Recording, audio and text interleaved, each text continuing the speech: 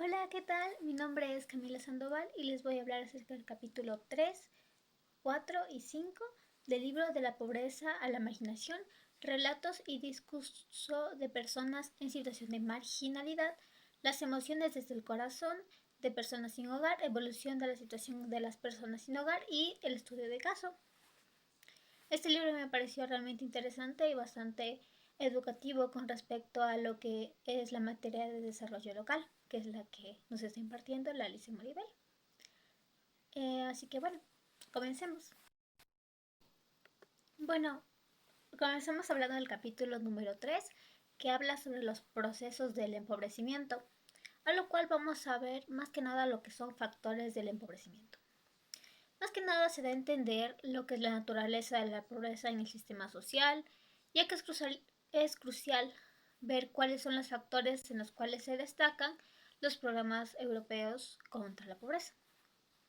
Los procesos de la exclusión y la marginación social son multifactoriales y responden a múltiples causas independientes. Los factores o fenómenos más importantes en que destacan más que nada en esta situación son los cambios demográficos. La disminución de la natalidad y el aumento de la esperanza de vida han provocado un envejecimiento de la población, generando nuevas y mayores demandas sociales en los países desarrollados. En lo que son cambios demográficos, en lo que menciono de la natalidad, me recordó mucho a países asiáticos. Estuve investigando lo que es Corea del Sur o países como Japón o incluso China, que China anteriormente era conocido porque era muchísima gente en China y solamente se les permitía tener un solo hijo. Pero actualmente, al parecer, la, la natalidad de las personas realmente, la población actualmente ya está envejeciendo en esos países asiáticos, así que casi casi se les está obligando a coreanos, japoneses, incluso chinos, a tener hijos, ya que la adolescencia actualmente ya no quiere tener hijos. Lo mismo que en Canadá, en donde igualmente en Canadá la Miss Universo de Canadá, cuando fue los trajes típicos en el Miss Universo, ella mencionó esto, dio ese mensaje de que quiere que gente venga a su país, justamente porque allá la población ha envejecido tanto que necesitan de las personas. La globalización económica, otro factor, que ha generado cambios en el mercado laboral, como el aumento del desempleo, los avances tecnológicos y la deslocalización industrial hacia países con menor costo de producción. Esto lleva a ser muy importante debido a que la población y la exclusión del sistema productivo y de consumo desestructurando a las familias y aumenta la tensión social. Con el tema de la transformación en el ciclo de lo que es la vida,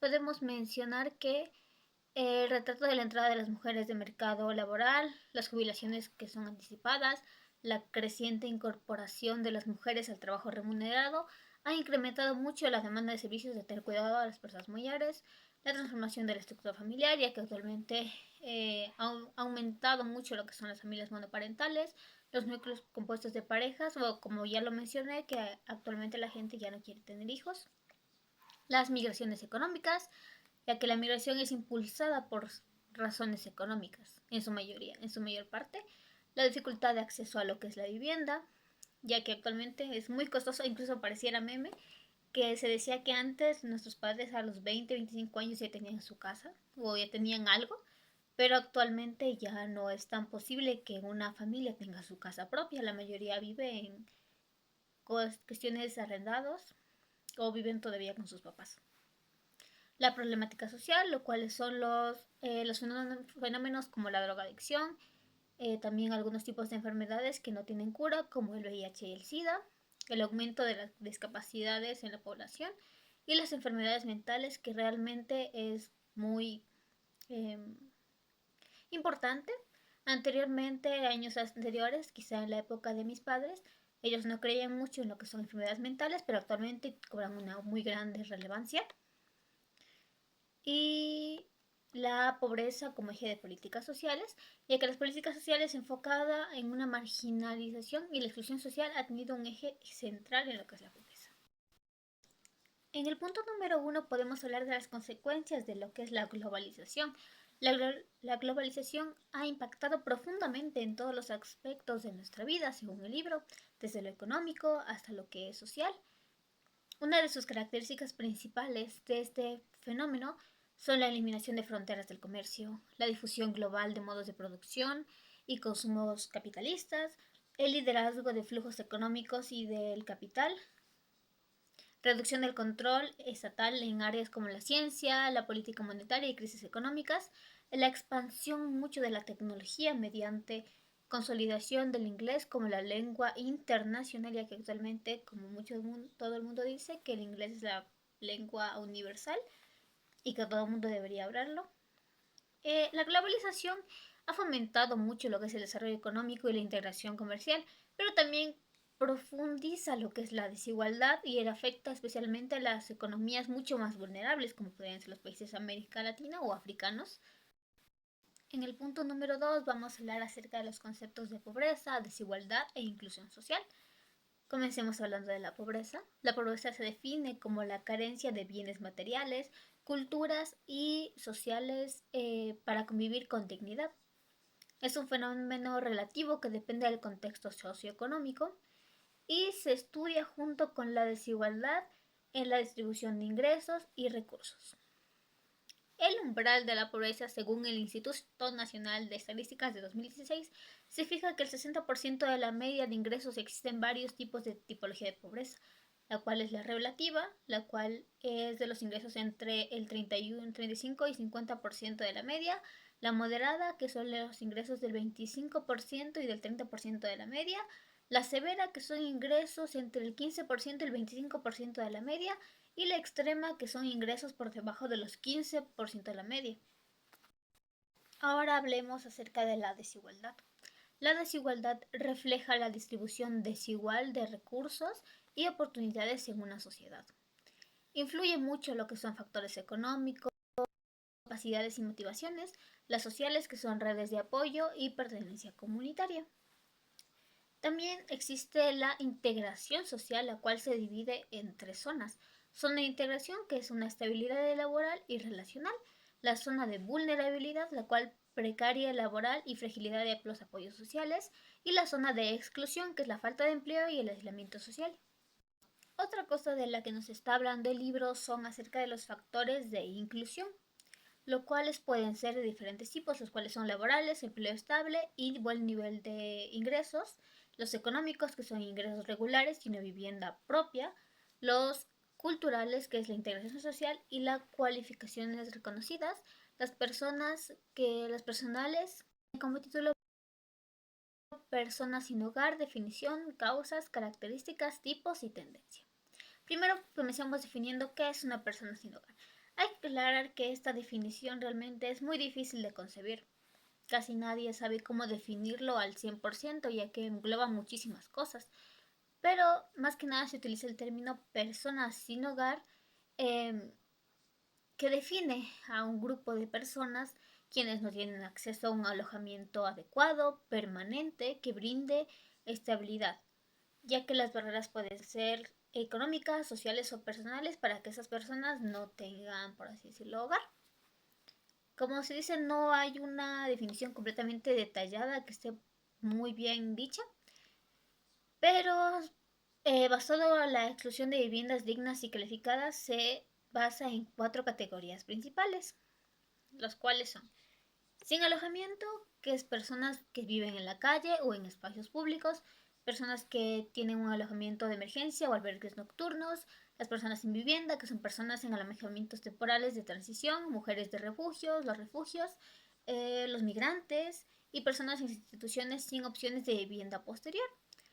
La tercera son viviendas inseguras, personas que viven en alojamientos sin derechos legales, personas con órdenes de desalojo o bajo amenaza de violencia. Y la número 4 es las viviendas inadecuadas, que son personas estructuradas y no convencionales, como chabolas, viviendas sin condiciones mínimas de habitabilidad. Ahora hablemos de las causas para que una persona no tenga hogar. Entre las principales causas se menciona lo que son las económicas y laborales, personas que no tienen buenos ingresos o no tienen un trabajo estable. Las relacionales, que son separaciones, violencia intrafamiliar o aislamiento social. Sociosanitarias, que son la drogadicción, enfermedades mentales y problemas de salud. Y las estructurales, que son escasez de viviendas accesibles, políticas sociales e insuficiente de precarización del empleo. Hablando sobre las características y la tipología, en el punto número 3, son las personas que sin un hogar que sufren procesos de exclusión social que varían según el grado de deterioro. Sus características más comunes incluyen lo que son el desarraigo familiar y territorial, la baja formación educativa, los problemas de salud físicos o mentales, alguna discapacidad, alguna adicción a alguna droga. La tipología evolutiva del sinhogarismo se divide más que nada en 3 etapas, lo cual es la inicial, que es la pobreza sostenida, el empleo intermitido y vínculos familiares débiles. La que es un poco más avanzada, que es el consumo habitual de sustancias, que sea drogas, ruptura de redes sociales o el deterioro psicosocial. Y la que es muy avanzada es la marginación extrema, problemas graves de salud y dependencia total de tóxicos. Cada situación se puede decir que requiere una intervención inmediata. Podemos hablar acerca también de las tendencias actuales, las cuales pueden ser el rejuvenecimiento, que son más jóvenes en situación de calle, la feminización, que es el incremento de mujeres sin hogar, las adicciones, las cuales son el policonsumo de sustancias, diversidad cultural debido a la migración y las dificultades de acceso a la vivienda por precios inaccesibles, como ya había mencionado, y las políticas ineficientes. Un tema que realmente es muy interesante es la feminización de la pobreza. La crisis económica ha acentuado muchísimo la pobreza, lo que son en mujeres, la pobreza femenina, ya que se ha perdido políticas de igualdad y se ha forzado a un modelo social dependiente de los ingresos de un hombre. Cada vez son más mujeres que enfrentan lo que es estar sin hogar por falta de empleo, por falta de oportunidades, como mencionó una vez la Alicia Maribel. Nos hace falta oportunidades, recursos y esto se demuestra mucho en el aumento de solicitudes de centros de atención para personas sin hogar por parte del género femenino. Bueno, vamos a hablar acerca del capítulo número 5, que es acerca de la inmigración como parte del colectivo PSH, el fenómeno migratorio en perspectiva histórica. A lo largo de la historia, la migración ha sido un constante en lo que es la sociedad, mucho más en países americanos y de Oceanía, o incluso en países africanos. Por ejemplo, un ejemplo que se me ocurre ahorita es el tema de las personas venezolanas, e incluso el tema que estamos topando actualmente lo que es Chile, que en Chile han comenzado a haber personas chilenas que realmente ya no quieren recibir a los inmigrantes venezolanos, ya no los quieren tener. Y también podemos ver que en Venezuela la gente comienza a irse a países que les ofrecen un mejor futuro. Para entender los movimientos migratorios más importantes es necesario distinguir 3 etapas históricas, las cuales son la premoderna, que es antes de 1850, la moderna de 1850 a 1973 y la contemporánea, que es desde 1973.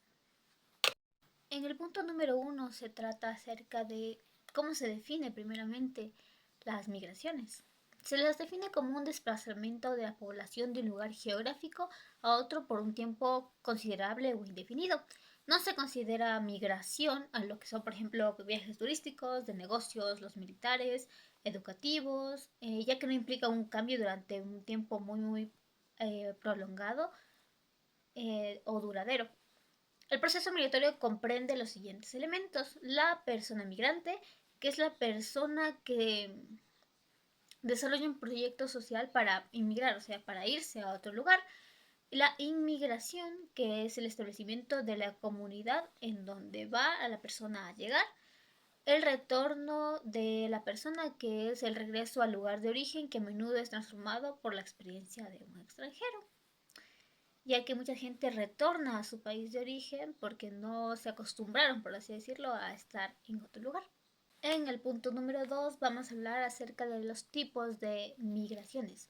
Las migraciones pueden clasificarse en diferentes tipos, los cuales son los históricos, las clásicas, que son grandes movimientos transoceánicos en el siglo XIX y siglo XX, las temporales de trabajadores, por ejemplo, por la generación de mano de obra, algunas personas temporalmente se van de su país de origen.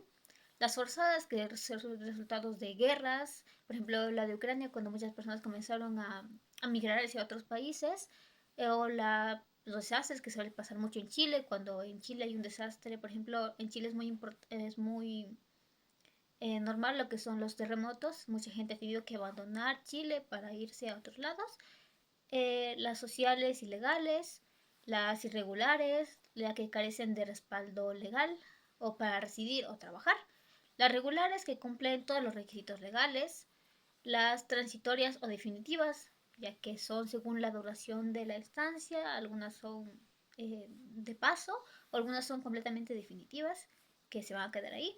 Las espontáneas, ya que es una decisión voluntaria del migrante irse, las que son dirigidas, las que son motivadas por factores externos, como con menores no acompañados.